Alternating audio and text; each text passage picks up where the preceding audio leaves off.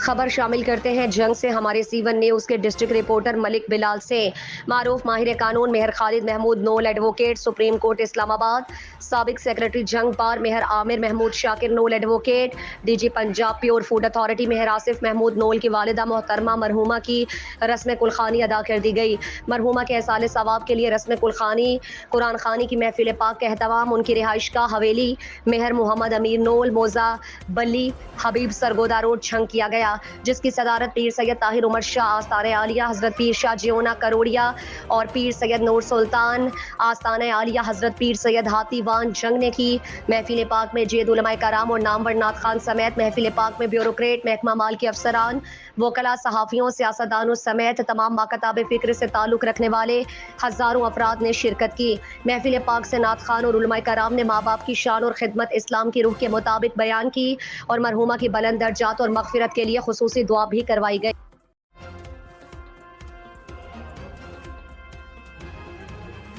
خبر شامل کرتے ہیں جھنگ سے ہمارے سی1 نیوز کے ڈسٹرکٹ رپورٹر ملک بلال سے۔